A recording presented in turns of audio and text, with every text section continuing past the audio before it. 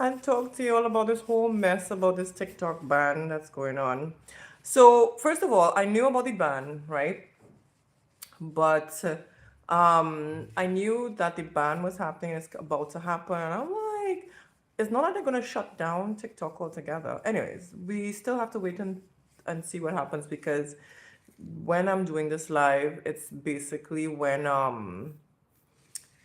just before, a couple days before the ban's supposed to happen. They're not gonna like shut it down and go black. I don't think so. But I think over time, it's TikTok is gonna not be updated for the American public at least. But that's a huge percentage of the audience. But the reason I wanted to come on is because I was having my Chinese class a couple days ago, and my teacher was like, "Did you see?" This is all in Chinese. We're having this conversation. And she's like, "Did you see this whole thing go down uh about the Xiaohongshu?" So basically, she said TikTok users, they shot the app up to, I think it was number one spot. Now I've known about this app Xiaohongshu for a long time, but I've never been on it because I feel like so it's like for teenagers and kids and stuff. And a lot of the kids who were it's like my students in school are on it. Whenever we have a break or they come back from lunch or before we start class, they're on Xiaohongshu, but it's not TikTok. I don't know who told everyone that Xiaohongshu is TikTok. It's not the Chinese TikTok. Douyin, that is TikTok. So I don't know where it started or how it started, but it's hilarious because my teacher who told me that the app blew up, I was like, what is going on? She was like, yeah, basically, yeah, people are on there trolling Americans. Americans are getting trolled on that app, thinking one, they think it's the TikTok for China. It's not. And then people are like, oh, I don't know my English homework. Can you help me with it, please? And apparently, there are people thinking that the guy who welcomed them on the app is the CEO of TikTok, of Xiaohongshu. So I don't know I don't know how we got here, but we are here. And what I actually do love is that a lot of people are being exposed to what life is like in China. And it's like I've experienced it. My family who've come to visit recently, they've experienced it and they like the fact, hey Lynn, they like the fact that China's so chill. China's chill, it's clean, it's organized, it's technologically advanced, and I feel as though the exposure that China has been getting with the Western media from their point of view has been so warped. People are afraid to come to China, they're afraid to explore China, they're afraid to even open up their minds as to what life is like in China. But I like the fact that people are getting to see the exposure, the vibe, the life, the just China is just so chill and it's so beautiful. That's why I've been here almost 10 years now. It's gonna be 10 years in October. I've been here. So I've been here since 2015. So if you're new to my channel, I've been here a long time. And I stay because I feel as though they try to make life easier for you here and just relaxed and they put things in place so that you don't really want to leave. That's the best way I can explain it, you know? So it's just good to see that their minds are being opened up to what life is like here and they can possibly start traveling here. That would be nice if people start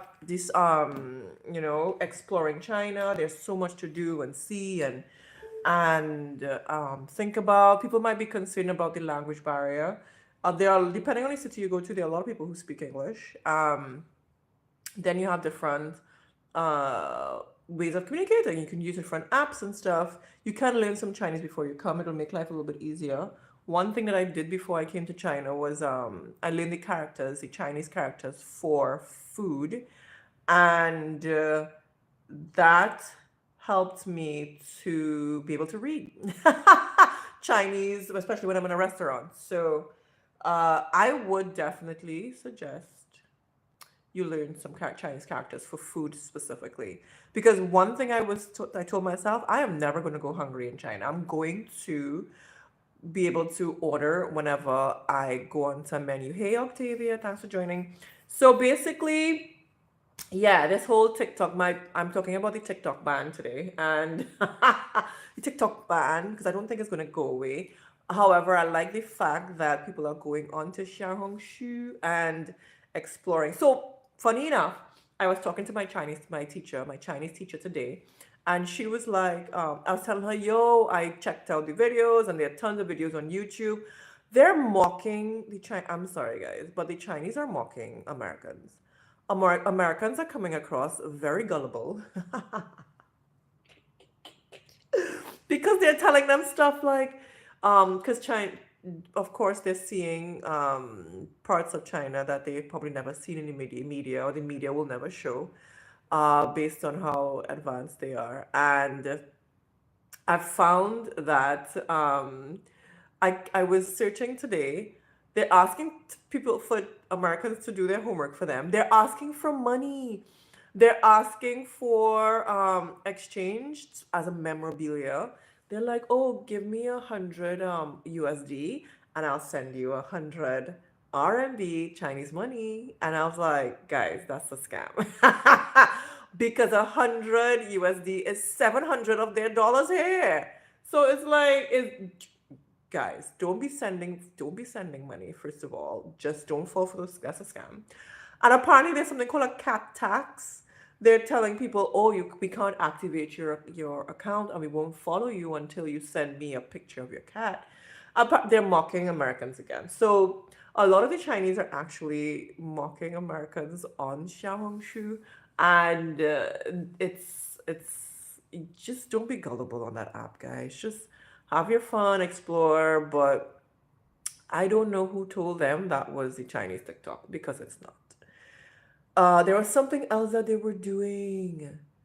Oh my gosh, it's been quite funny to see what's happening on YouTube, what's happening on people moving over from TikTok to Xiaohongshu, thinking it's Chinese TikTok, and but they're interacting, which is good. I think people were saying that maybe they'll put some translation because the app is all in Chinese.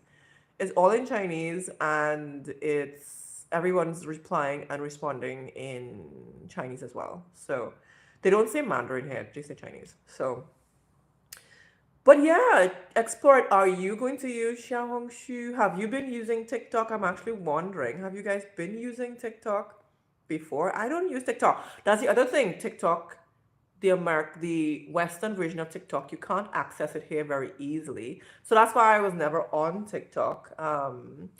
I think I'm on the Chinese version, the actual Chinese version. Douyin, that is the actual Chinese TikTok. I've been on that a little bit, but not that much. I've kind of gravitated away from a lot of social media. So, but anyways, I just wanted to come on quickly and just have a little kiki about this whole thing that's blowing up. I saw people asking for help in math. Now, I'm a math teacher here in China, and everybody assumes that all Chinese are amazing in math. A lot of them are great in math, actually. They do higher level math at a very young age. Why? I don't know. But a lot of them don't even go into the math field later on in life. Yeah. Uh, I never understood why their level of math at such a young age, why they torture these kids. The kids are tortured doing math for so early. Anyway, so they're asking Americans in their comments to help them with math. Like Chinese are just trolling half the time in these messages. Some of them are genuine though. I will be honest. I was looking at the comments and stuff because I can read some Chinese. Um, I can read some Chinese characters and stuff, and some of them are trolling. Some of them are being quite nice. They do genuinely want to get to know different people that they're following and stuff. But yeah, yeah, I just thought I would come on quick and have a little chit chat about that. But anyways, it was nice for those who popped in or popped out. I'm about to end the live, but thank you for watching. Bye.